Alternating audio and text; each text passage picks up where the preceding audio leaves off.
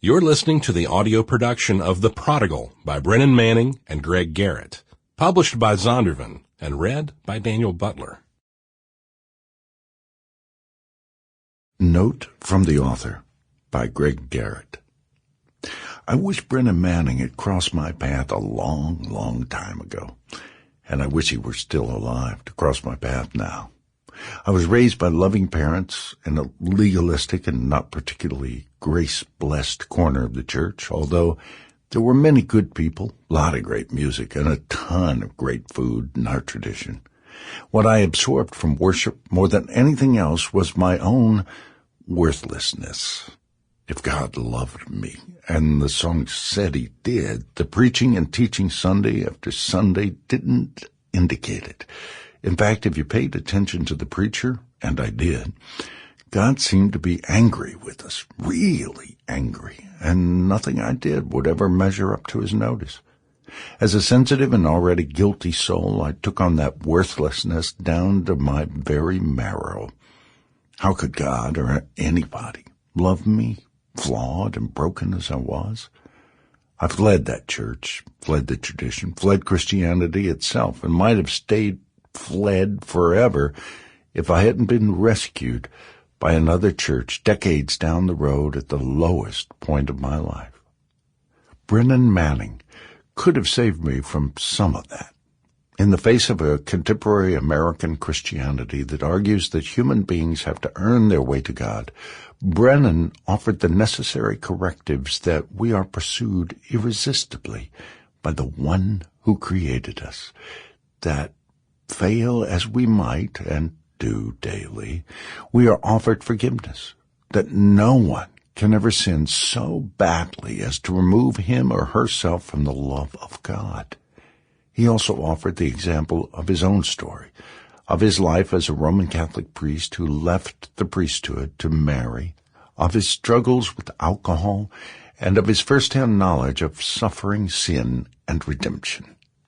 I didn't discover Brennan's work until after I'd finally returned to the faith, but when I found his message of love, grace, and forgiveness, when I discovered that this inspiring writer and storyteller was an imperfect and damaged soul just like me, just like all of us, I felt that I was discovering a friend and kindred soul.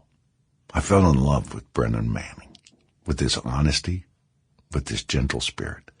And again, I wished that I had encountered him long before, that I had somehow heard his message that God loved me, messed up as I was and am, beyond reckoning. As he neared the end of his life, Brennan wanted to write a novel that would dramatically illustrate the things he had spent his life teaching and doing: grace, love, forgiveness, faith, service. It was no surprise that he would want to utilize the story format for his last work, despite a lifetime of preaching, writing, and blessing others.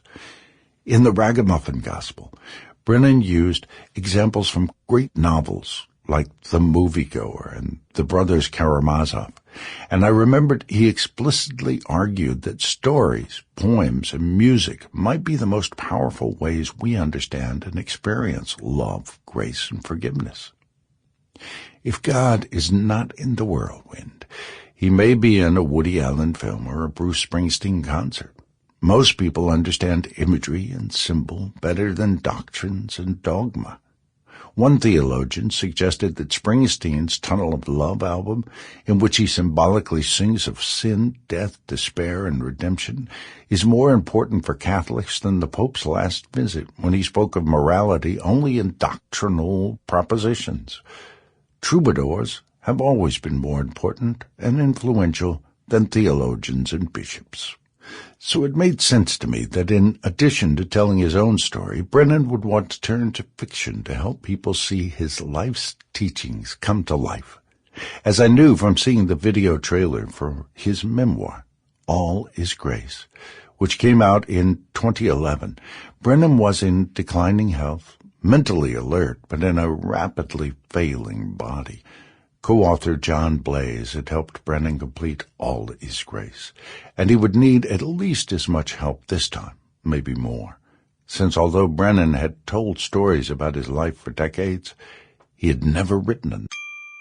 Sample complete. Ready to continue?